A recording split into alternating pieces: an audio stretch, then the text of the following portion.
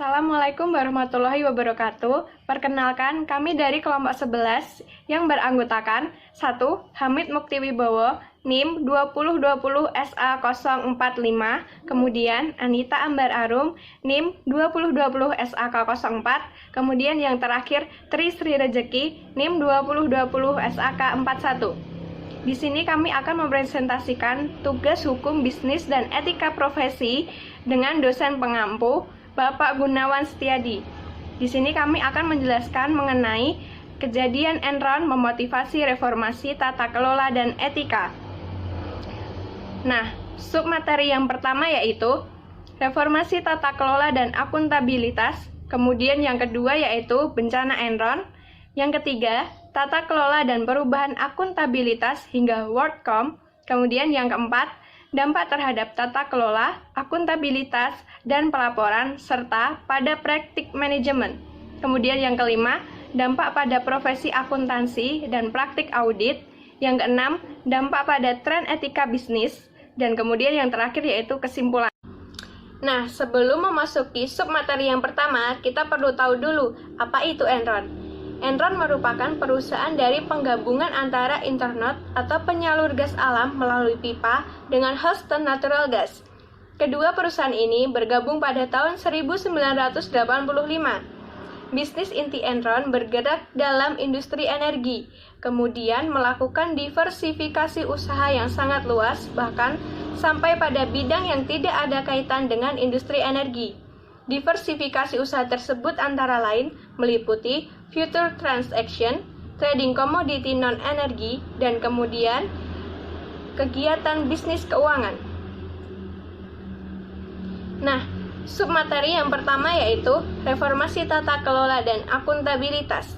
Ikhtisar dan timeline acara dan perkembangan multiple besar dihasilkan guncangan krisis kepercayaan investor korporasi dan etika profesional yang mendukung pasar modal Amerika Utara dan nilai-nilai kepercayaan yang memungkinkan perdagangan modern.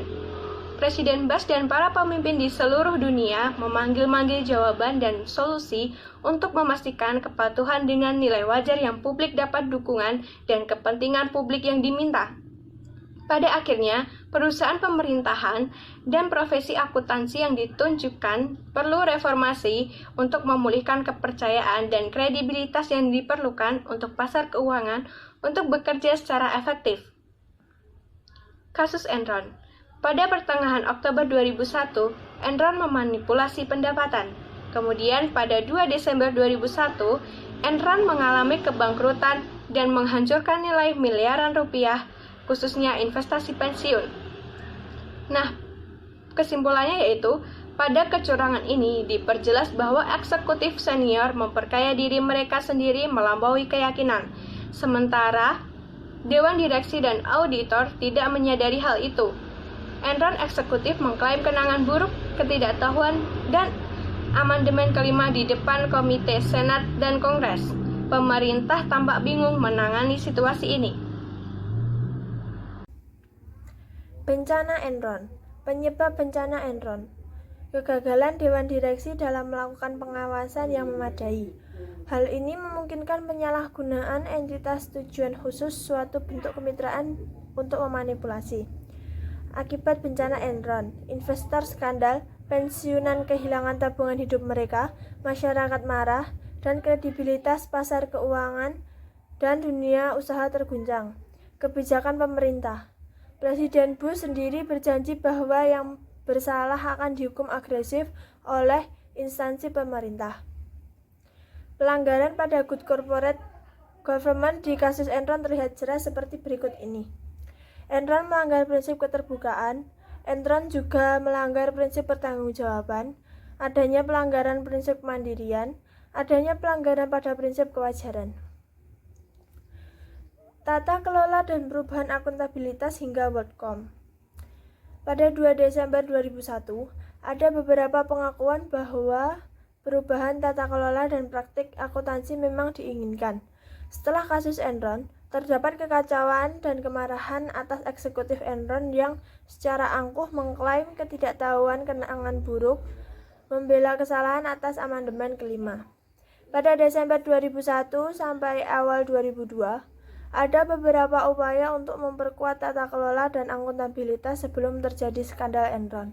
Hampir tidak mungkin untuk menyampaikan pertumbuhan rasa investor dan kemarahan publik. Presiden Bush berjanji melakukan reformasi lebih lanjut untuk mengembalikan kepercayaan di pasar keuangan, namun gagal untuk memperlambat dorongan pasar. WorldCom.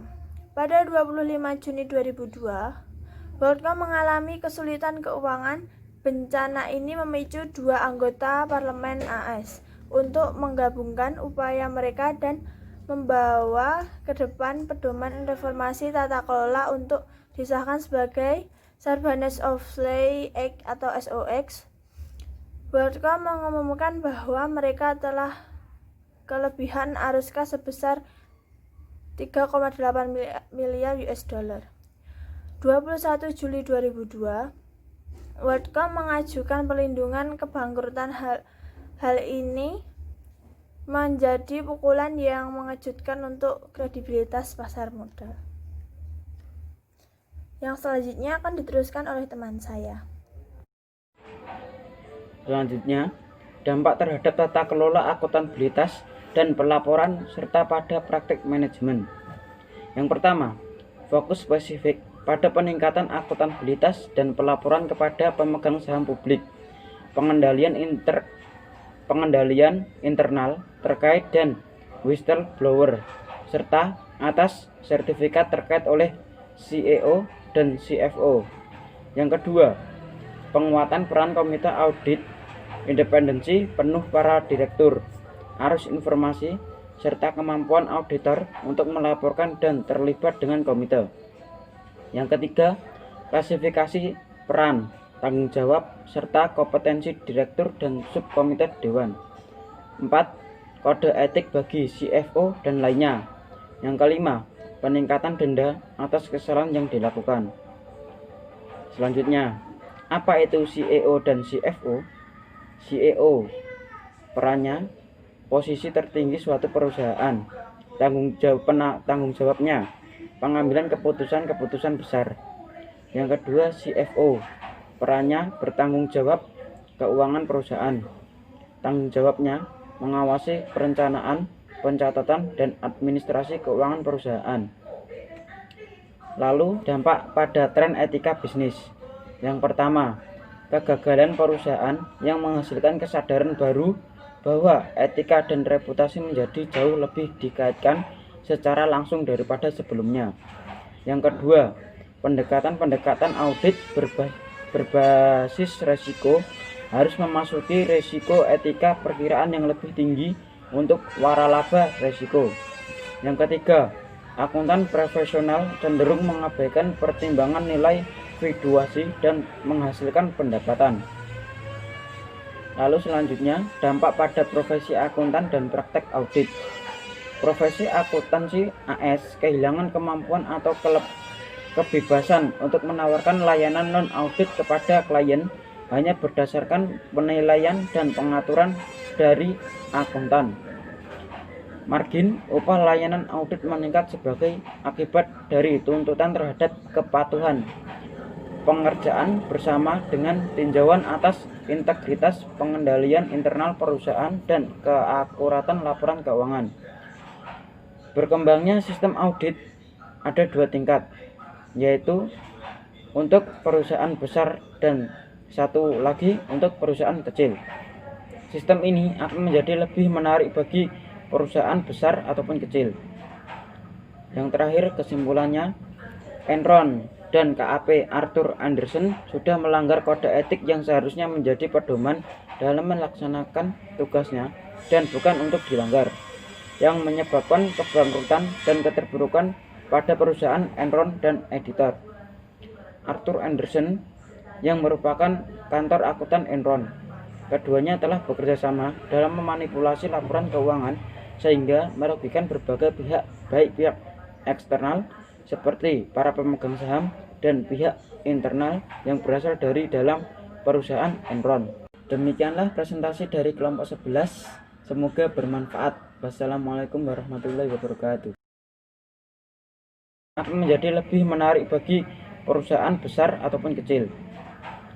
Yang terakhir, kesimpulannya, Enron dan KAP Arthur Andersen sudah melanggar kode etik yang seharusnya menjadi pedoman dalam melaksanakan tugasnya dan bukan untuk dilanggar, yang menyebabkan kebangkrutan dan keterpurukan pada perusahaan Enron dan editor. Arthur Andersen yang merupakan kantor akuntan Enron.